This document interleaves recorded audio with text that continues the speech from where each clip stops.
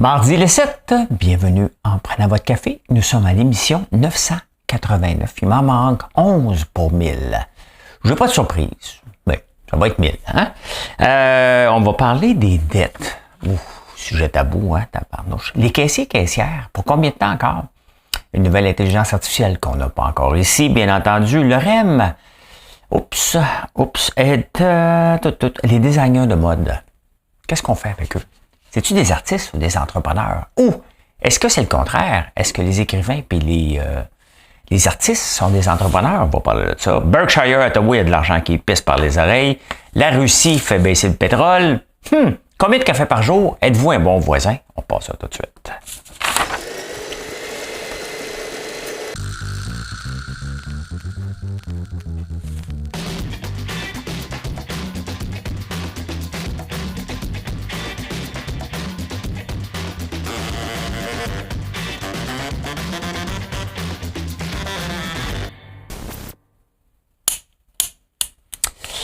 Avez-vous passé un bon week-end? Bon, oui. Bien content. Bien content. Mais le changement d'heure m'affecte. Je me suis réveillé à 1h30 du matin. J'aurais aimé ça dormir jusqu'à 4h30, mais c'est pas le cas. Ben écoutez, c'est comme ça la vie. Hein? On dormira plus tard dans la journée. C'est ça, working from home. Hein? C'est pas important le nombre d'heures que tu fais, quand est-ce que t'es fait, en autant que t'es fait. T'effaces. J'ai battu un record du nombre de clics sur mon site en fin de semaine. Donc ça veut dire qu'on travaille très, très bien le SEO. Hein? Ben écoutez, on va parler de dette un peu. Hein? Là, c'est le moment que vous allez...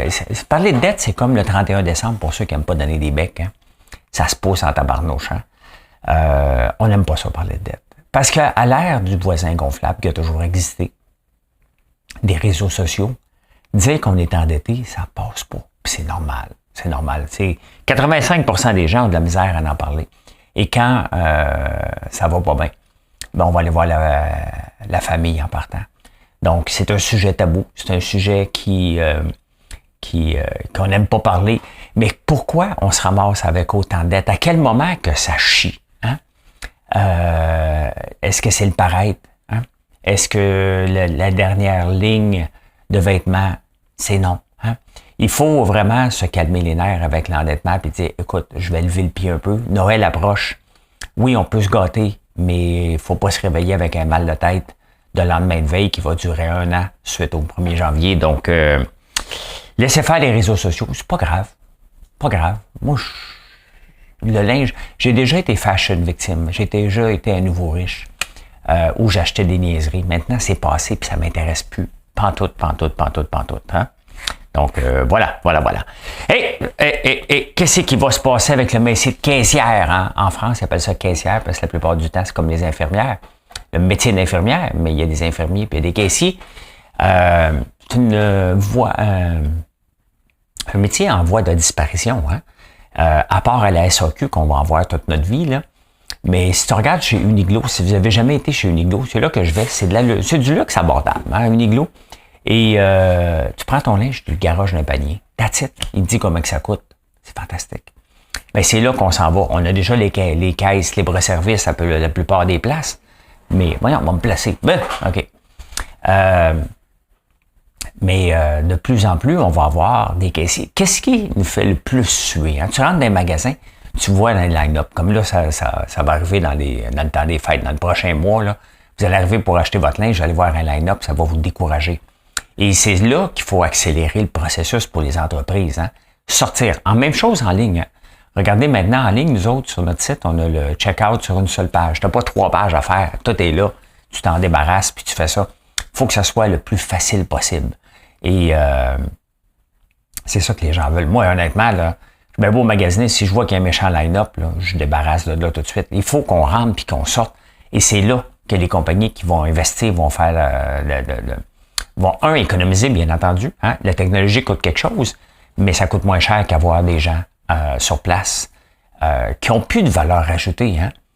Quand tu penses à ça, là, des caissiers et des caissières, là, quelle est leur valeur ajoutée que passer quelque chose sur un scanner? On peut le faire. Hein?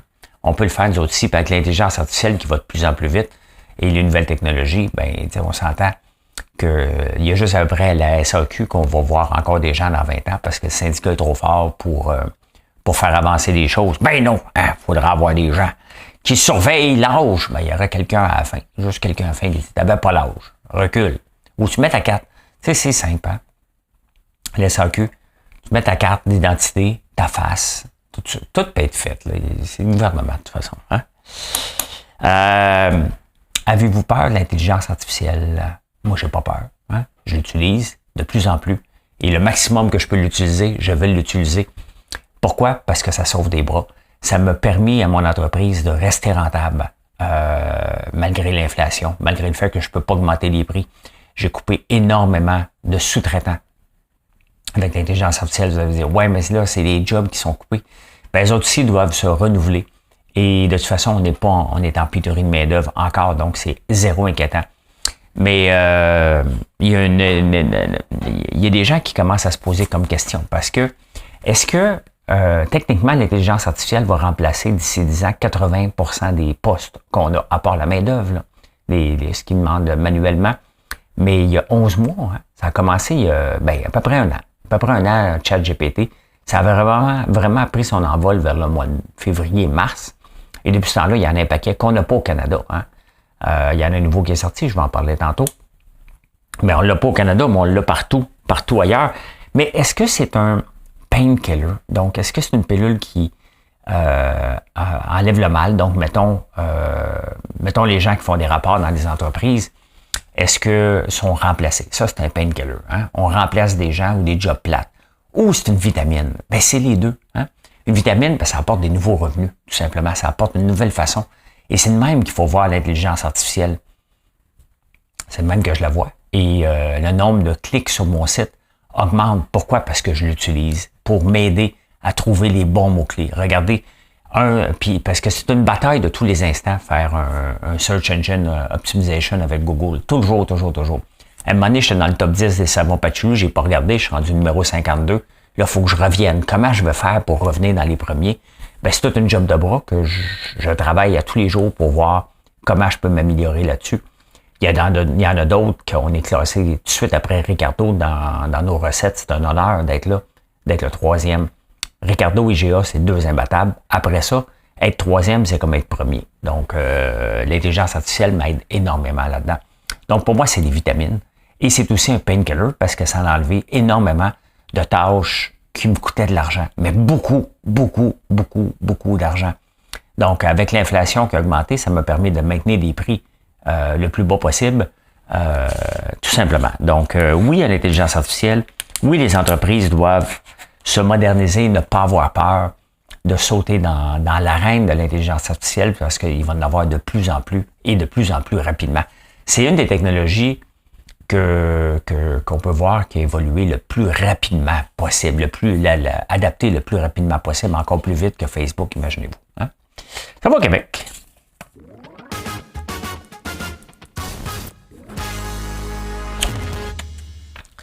Hey, le REM, là, ça commence à être une vraie joke. Hein? Il avait roulé ça à vide, à blanc, qui appelait pour s'assurer qu'il n'y ait pas de problème. Ça a coûté des millions. Hein? Quand c'est pas ton argent, ça a coûté des millions le rouler à blanc. Et pendant ce temps-là, bon, il y a du bruit. Hein? Il y a des pannes en tabarnouche, puis l'hiver n'est pas arrivé. Honnêtement, je ne sais pas comment ça va terminer tout ça, si les gens vont se tanner puis l'utiliseront plus, ou ça va prendre des années avant de rentabiliser ça. Mais il avait vu juste le côté optimiste. Hein? Tout le temps. Il n'avait jamais vu le côté pessimiste. Il n'y avait pas au début de pancarte pour se promener avec le métro. Il n'y a pas d'uniformité avec les cartes opus, puis toutes ces affaires-là. Et là, il y a quelqu'un qui a eu un malaise pendant que le REM est arrêté. Pas moyen de que les ambulances s'approchent de la place, parce que c'est en haut. Ils n'ont pas prévu ça. Hein? Tu sais, toute une gang là, qui ont juste prévu est-ce qu'il va rouler le train? Est-ce que le logiciel est correct? Ils n'ont pas pensé à toutes sortes d'autres affaires pour la mobilité des usagers. C'est ça, hein, quand tu mènes une gang de fonctionnaires qui s'en foutent du client. Dans le fond, là, ils ont tout fait pour que les autres soient fiers. Car nous autres, ça marche, mais le client, ils s'en sont foutés royalement, comme la plupart des projets souvent. C'est pas important le client. L'important, c'est que nous autres, vous nous avez payé pour qu'on livre un REM, il est livré le REM, des petits désagréments pour les clients, on s'en fout, ben raide, hein? Puis il y a beaucoup de pannes, de toute façon. Ouais. Hey, WeWork, ça sent la fin pour vrai. Là. En 2019, ça a frôlé la fin. Là, ça semble être vrai. Il y a 4 ou 5 places à Montréal, il y a 300 000 pieds carrés qui risquent de disparaître. Ben, écoutons, ça va laisser de la place à d'autres plus petits joueurs parce qu'il y en a un paquet d'espaces de coworking. C'est là pour rester. Peut-être probablement pas sous le nom de WeWork, mais certainement d'autres gens qui vont reprendre le relais. Mais c'est 300 000 pieds carrés de bureaux qui vont être vidés très prochainement. Je peux pas croire qu'ils vont s'en sortir cette fois-ci parce que le modèle d'affaires est brisé. Hein? L'endettement sont zombies depuis un méchant bout de temps, eux autres. Hein? L'endettement est ben trop grand pour le cash flow qui rentre, pour le flux de trésorerie qui rentre, donc aucune chance. Donc, ça va vider encore des bureaux à Montréal, mais ça va se remplir. Les gens vont pas juste travailler de la maison, là, ni dans les cafés, ils vont se trouver une place. Là. Il y en a un paquet de petits, de toute façon, qui vont bénéficier. Et tant mieux. Tant mieux. WeWork, ça fait longtemps que c'est mal géré, puis il y a d'autres entreprises qui vont reprendre le relais. Soyez sans crainte, mais c'est assez évident qu'ils vont faire faillite. Hein? J'aime pas trop le Journal de Montréal, mais des fois, ils sortent des affaires. Hein? Le gaspillage de fonds publics. Il y a un office de la consultation publique de Montréal qui existe. Ça existe juste pour qu'ils se promènent à travers le monde. Ils dépensent beaucoup d'argent pour aller voir ailleurs qu'est-ce qui se passe, qu'est-ce qui ramène.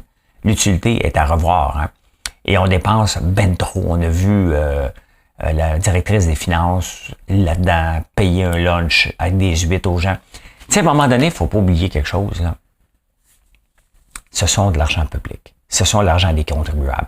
C'est pas comme une entreprise. Moi, si j'ai une entreprise, puis j'essaie d'inviter une de mes employées, mettons Marilyn, qui n'est pas mon employée, mais vous comprenez. Hein? Et je décide de l'inviter au restaurant pour parler de business. On s'en va manger chez les Méac un lundi midi, parce que si c'est le vendredi soir, ça ne rentre pas business. Mais lundi midi. Hein? Et là, on parle de business, puis on paye le gros lunch. Est-ce que ça impacte quelqu'un? Absolument pas. Les produits que vous avez achetés sur mon site, ben, si j'ai de l'argent qui me reste pour faire payer des lunchs aux employés, c'est 100% mon droit. Vous avez acheté des produits que vous étiez satisfait du prix, ça arrête là. OK? La Ville de Montréal ne peut pas faire ça. Ne peut pas faire ça. C'est de l'argent des contribuables. Elle n'a pas à remercier ses employés avec l'argent des contribuables en allant manger des huîtres. Elle ne peut pas faire ça. Hein? Elle peut donner des bonus si ça s'applique, mais elle ne peut pas inviter ses employés. Arrêtez de penser que c'est possible, puis que c'est respecté, puis que c'est sa fête, puis on avait le budget. Elle ne peut pas faire ça. Aucune dépense publique ne peut se permettre ça. Vous voulez travailler dans l'appareil gouvernemental, municipal, pour avoir les avantages qui viennent avec, mais il y a des désavantages aussi qui viennent avec le job. C'est pas juste des avantages. Tu ne peux pas avoir ça. Point final. C'est le genre de règle que je mettrais hein, si j'étais un jour maire de Montréal, là, pour dire, regardez, c'est l'argent des contribuables, puis on va le gérer. Hein. On entend que la STM, ils n'ont pas une scène, puis ils menacent encore. Ben, écoutez, mon show d'hier, justement, j'ai parlé de la gratuité. Très intéressant ce qui se passe dans certaines villes et le coût de gestion d'un appareil où ce qu'on doit facturer, qui est peut-être un petit peu trop grand. Donc, ben voilà. Hein? Voilà. Du gaspillage. Toujours du gaspillage. C'est ça, la Ville de Montréal, depuis toujours. Hein? Il y a une culture de gaspillage qui vient à taper ses nerfs royalement parce qu'on paye pour ça.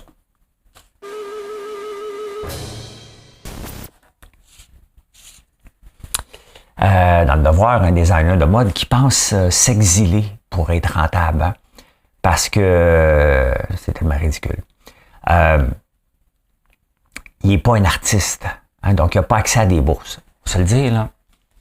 Moi, selon moi, tous les artistes peintres, les écrivains, devraient avoir une tête d'entrepreneur. Quand même que on te donne une bourse, hein, et que tu vends un seul livre, est-ce que tu as été utile à la société?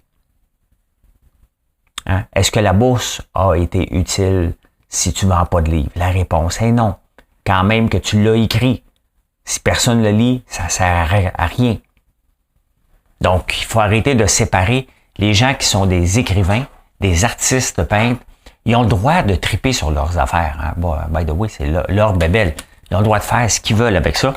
Mais ce qu'on n'a pas comme société, il faut se poser de sérieuses questions sur qui on aide et pourquoi qu'on aide. Hein? La culture, c'est bien, mais à un moment donné, il faut qu'on développe un esprit entrepreneurial. Ça veut dire qu'il faut que tu le vendes tes œuvres. J'en connais quelques artistes qui vendent leurs œuvres un peu partout parce que ce sont des entrepreneurs. Puis il faut développer la culture entrepreneuriale chez les artistes. Vivre de bourse, c'est de vivre du BS. Là, hein? Ça veut dire que tu attends ta bourse puis tu es toujours pauvre parce que tu n'as pas développé l'esprit entrepreneurial. Puis ça aussi, il faut le développer chez nos artistes. On veut des artistes qui réussissent. Là, dans le devoir, on parle d'un designer qui a appelé Julie Snyder. Pita. On s'en fout de qui est habillé. Hein? Je peux donner des produits à tout le monde. C'est pas de même que tu bâtis une entreprise. Hein? Qui va l'acheter? Qui va l'acheter? Est-ce que Julie n'achetait du linge du gars pour se promener dans la vie de tous les jours? C'est ça qu'il faut se poser comme question. Si on donne un objet parce que ça va être à TV, il y a une grande différence. Hein? Moi, quand je vais faire la télévision, si vous voulez me donner du linge pour que je le porte, faire plaisir. Hein? Faire plaisir. Est-ce que je vais l'acheter par la suite? Pas certain. Mais mettons, je vais au débatteur 2 fois par semaine, vous voulez me fournir du linge parce que vous voulez avoir une pub, ben, allez-y. Hein? Ben oui, ça marche comme ça. Ça marche comme ça. Ça veut pas dire que je vais en acheter. Ça se peut que j'en achète après. Mais je vais le dire. Ah, ben aujourd'hui, j'ai été habillé par un tel. Hein? Attends les offres. Mais non, mais c'est parce que je recycle mes habits. Là. Je peux pas, je suis 2 fois par semaine dans un show. Pas le choix. Là. Donc, les artistes doivent être des entrepreneurs aussi. Le designer de mode, il se dit, ouais, mais là, je vais aller vivre ailleurs parce qu'ici, c'est trop difficile. Penses-tu que ça va être plus facile ailleurs? Il n'y a rien de facile. Hein? Quelle est ta façon de fonctionner? J'ai pas été voir s'il est actif sur les réseaux sociaux. Est-ce qu'il montre son processus de fabrication? C'est quoi son histoire? Hein? Comment tu fabriques un linge? Comment tu le penses? Tout ça devrait être filmé. Tout ça devrait être documenté. C'est ça, aujourd'hui, être entrepreneur, c'est de faire des docu-réalités de ce qu'on fait. Hein? Regardez Olivier Primo avec son Beach Day Everyday Vlog. Là, ben, il documente son quotidien. Comment c'est fait. Donc, c'est comme ça. Regardez, vous me suivez. Je vous le montre, ce que je fais tous les jours. Tous les jours. Voici les challenges. Voici ce qui se passe. Voici. Vous m'écoutez en ce moment, c'est un peu ça. C'est ça qu'il faut développer. Un designer de mode, il vend du linge. Moi, je vends du popcorn. Donc, je suis un artiste du popcorn. Il est un artiste du linge. C'est comme ça qu'il faut le voir. Et c'est comme ça que les gens doivent se voir aussi. Il faut inculquer ça. Puis si on ne l'inculque pas, puis avoir juste une bourse, vivre d'une bourse, tu ne vis pas de clients. Tu n'en vendras pas plus parce que tu as eu ta bourse. Hein? Faut jamais l'oublier. Jamais l'oublier. On s'en va en finance. Hein?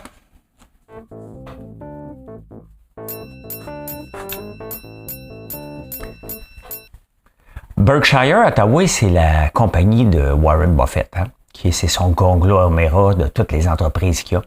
Il a vendu un peu de chevron, donc un peu de pétrole, et il y a du cash. Il y a du cash en tabarnouche. Hein? Il y en a tellement qu'il trouve son action qui est pas assez chère. Donc, il a décidé de racheter des actions de sa propre compagnie. C'est commun. Ça, je vais mettre là. Bon, parfait. C'est commun. Ça vaut, regardez, ça a monté depuis 5 ans de 62%, quand même, pour un titre pépère, là. Hein? Donc, il en rachète. Il est assis sur une montagne de cash, 157 milliards. Hein? Lui, des tramways, là, il peut en acheter 15-16. Mettons 15. Hein? Tu vois? Non, 100. 100 tramways. 15 milliards. 15 milliards. 10 tramways. 10 tramways, excuse-moi. Donc, il y a du cash en tabarnouche. Sa formule fonctionne depuis très, très, très longtemps. Hein? C'est de l'argent, 157 milliards. Lui, ce qu'il va faire, et c'est ça que les gens vont regarder, c'est que s'il y a un crash, hein, on n'en souhaite pas un, mais mettons que la bourse tomberait de 20-30%. Là, c'est comme ça qu'il fait de l'argent, lui. Il n'est pas pressé. Hein? Il y a une monnaie, il accumule du cash. Puis, bang! C'est le même qui a acheté Wells Fargo. C'est le même qui a acheté, je pense, American Express. Ou American Airlines. C'est comme ça qu'il fait son argent. Il est au Japon, très fort. Il est en train de retaper l'économie du Japon. Donc, tout un homme d'affaires. Hein? C'est le Wayne Gretzky des placements, tout simplement. Ceux qui ne connaissent pas Wayne Gretzky, c'est un des meilleurs joueurs de hockey. T'sais. Connor Bedard, je ne suis pas le hockey trop, mais Connor Bedard, est-ce qu'il est bon? Vous me direz. Je n'ai même pas été voir ses stats. Ah ben écoutez, il y a un nouveau outil je l'ai-tu sorti? Il y a Grok. Elon Musk a annoncé samedi un nouvel outil d'intelligence artificielle. Ça a pris 2 mois à lancer. Il y a quelque chose qui se passe avec l'intelligence artificielle qui va très, très vite. Hein? Comment ça se fait que maintenant on est capable de lancer aussi rapidement que ça des plateformes d'intelligence artificielle? C'est juste disponible aux États-Unis, bien entendu. Encore, hein? On est toujours laissé pour compte. Avant, quand c'était disponible aux États-Unis, c'était disponible au Canada, les outils. On a comme vu d'un tout. Maintenant, non. Hein? On n'a pas encore accès à Bard de Google. On n'a pas accès à Claude d'Anthropic que Google investit dedans. On n'a pas accès à Grok maintenant. Donc, il faut attendre tout le temps. Il y a quelque chose qui se passe pour qu'on n'ait jamais le droit d'être early adopter. Vous allez me dire, prendre un VPN. Je peux bien en prendre un, mais ça ne règle pas le problème non plus. Hein? Donc, mais c'est intéressant parce que ça change vite. Il va être un peu baveux comme son propriétaire. C'est ce qui est le fun avec Grok. Mais j'ai hâte de voir parce que ChatGPT 4 que j'utilise, il va bien. Des fois, il fait des erreurs. J'ai hâte déjà à la prochaine parce qu'on s'habitue vite et on veut des choses plus intelligentes que nous. Parce qu'il n'est pas intelligent, l'intelligence artificielle aujourd'hui. Tu lui donnes de l'input, tu le corriges, tu lui poses des questions. Donc, ce qu'on veut, c'est qu'il soit plus intelligent, qu'il nous surprenne. Il nous surprend des fois, mais il faut le corriger, il faut le tester. Alors qu'on devrait être à un autre niveau. Ben, on s'attend déjà à ça. Donc, éventuellement, je pense qu'on va atteindre ce niveau d'intelligence-là supérieur de beaucoup. Là, je le vois comme un collègue et non pas comme un gourou. Et j'aimerais bien ça voir mon intelligence artificielle comme un gourou. Oui. Un coach de vie. La Russie ouvre les valves. Et pour une fois, on doit aimer la Russie. Je vais vous dire pourquoi.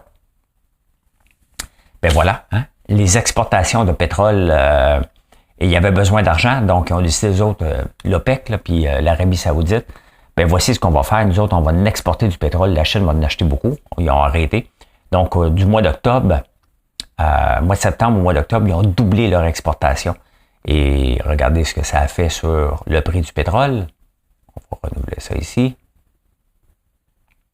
Ah ben, Colin, ça a baissé, ça a remonté. J'ai dû manquer une dernière nouvelle. Ça baissait tantôt. Ben, regardez quand même, depuis le pic, on a frôlé le 100$, 92$ qu'on avait frôlé, c'est 81. Donc, tantôt, ça descendait quand j'ai préparé le show. Ça vient de remonter en flèche. Donc, pourquoi previous announced that it would stick to extra volatility output cut until... Ah, OK. Ils ont dit, ils avaient dit qu'ils ouvraient les valves. Et ben voilà, hein, voici presque du temps réel. Donc, la Russie a dit qu'ils ouvraient les valves. Finalement, ils ont dit non, on va se calmer d'air. D'après moi, il y a eu un petit toc avec l'OPEC et la Russie. Hein? Et en parlant de pétrole, connaissez-vous la Guyane? Moi, j'ai entendu parler de la Guyane. Guyana. Pas la Guyane française. Vous voyez ici, c'est le Venezuela, qui a beaucoup de pétrole.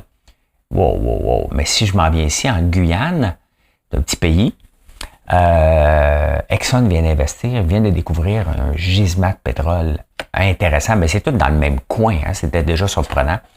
Et j'aime leur approche parce que c'est l'approche que je préconise depuis toujours. On a besoin du pétrole. La planète a besoin de pétrole encore pour longtemps. Et c'est plate, mais il faut l'extraire, le pétrole. On aimerait ça s'en passer tout de suite. Même en 2035, on s'en passera pas. Et eux autres, ils disent, écoute, on le sait que c'est pas bon pour l'environnement, mais ça va nous permettre de sortir de la pauvreté et aussi permettre d'avoir des infrastructures pour être plus vert que vert. Ça prend de l'argent pour être vert. Hein. Regardez ici, si on avait exploité le pétrole, comment qu'on pourrait être mort de rire avec ce qu'on veut faire avec l'hydroélectricité. Mais comment qu'on va financer l'hydroélectricité ici, les nouveaux barrages, en augmentant les taxes, alors qu'on aurait pu le faire avec l'argent du pétrole, au lieu qu'on achète soit en Alberta, soit aux États-Unis. C'est ça, hein? Utiliser le pétrole pour tuer le pétrole, c'est la meilleure approche. La Norvège est le meilleur exemple au monde. Ici, on s'est borné à dire non, alors qu'on aurait dû dire oui, tout simplement, pour être encore plus riche et aller encore plus rapidement dans l'énergie verte, tout simplement. Hein? Donc, voilà, c'est la Guyane, si jamais vous la cherchez. Ils vont sûrement nous rentrer du pétrole. Même on n'a pas besoin ici. Hein? Hey, les ventes de cigarettes tombent enfin. Hein? Mais ça n'empêche pas que les compagnies vont bien. Hein? Je regardais Atria. Atria qui a Marlboro. Qu'est-ce qu'ils ont? Ça, c'est Atria. Ils ont Marlboro et Philip Morris. Mais si on regarde depuis 5 ans, ça a baissé beaucoup. Hein? Et les ventes ont descendu de 8% seulement depuis l'année passée. Donc, regardez, hein? L'énergie du pétrole, là, ça, on a seulement depuis 1983. Là. Mais l'énergie, pas du pétrole, des cigarettes, hein, voyons, un peu. Le marché des cigarettes, c'est le marché le plus rentable. Moins depuis 2017-2018, là. Mais de l'ouverture du Dow Jones jusqu'à 2017, c'était l'industrie la plus rentable des 100 dernières années. Mais on le voit, regardez comme British American Tobacco, hein, qui monte encore, hein, 1,24 aujourd'hui. C'est surprenant que ces compagnies-là, regardez la tendance, c'est quand même surprenant. Il y a un petit kick là. Mais techniquement, c'est un marché où ils ne peuvent pas faire de publicité. Hein. En tout cas ici, en Amérique du Nord, en Europe aussi. Donc, et pourtant, ce sont des entreprises qui survivent encore, qui survivent pas. Hein. Ils vont très, très bien, malgré un déclin des cigarettes, parce que les gens sont tellement accros qu'ils peuvent monter les prix presque à l'infini et les gens continuent à en acheter. Quand même, ça va insolite.